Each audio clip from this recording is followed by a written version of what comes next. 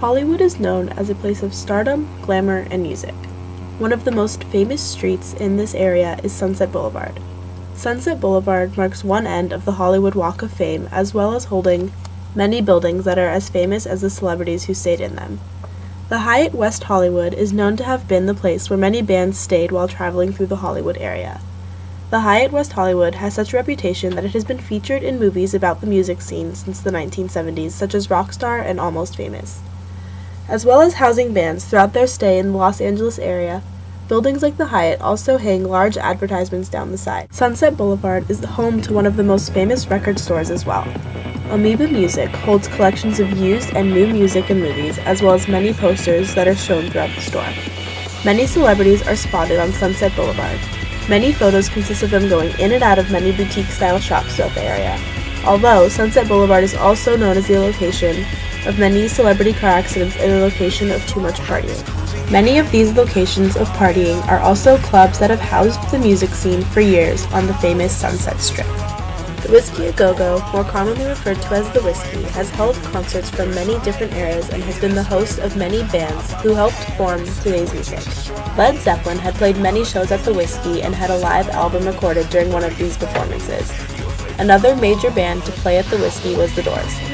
Not only did The Doors pass through The Whisky, but also they were regulars there in the late 1960s. The Runaways also began playing shows in the Hollywood area at The Whisky. Blondie has been known to play shows at many venues on Sunset Strip, yet many of them were towards the beginning of her career. Guns N' Roses began at The Whisky and holds all of their early couple years of history on Sunset Strip.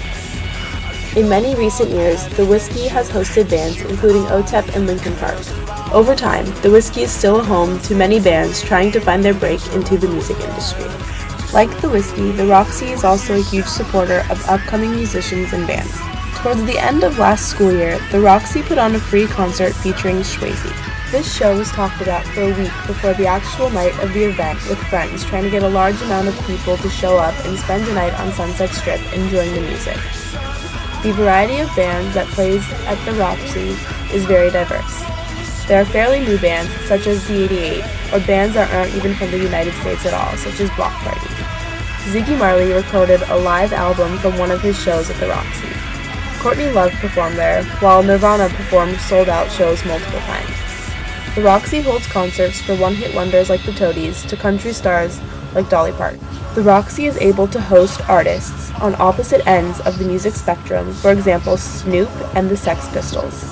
The Sex Pistols have played at the Roxy multiple times in their career, including when they were first starting out through more recent dates.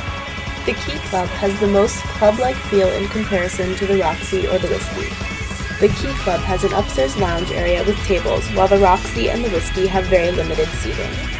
Like the Roxy and the Whisky, the Key Club also supports new and upcoming bands like Aberdeen City. Even in the early 1980s, the Key Club was allowing bands such as LA Guns to grow. One of the members of LA Guns, Axl Rose, became the lead singer of Guns N' Roses. The Key Club is a popular location for bands to come and perform after years of not playing shows. Blondie performed at the Key Club as a New Year's show to welcome 2007. Many radio stations sponsor shows at the Key Club. This past year, Pennywise played a show that was put on by a local radio station. Sunset Strip is a social process because as long as the music industry is thriving, there will be concerts on Sunset Strip. Although the clubs and bars may change their names and buildings may be renovated, there will always be new music introduced to the Los Angeles scene through Sunset and the bands returning to reunite with old fans. Sunset Strip has been successful in keeping new music alive for almost 40 years now, and music is still being made.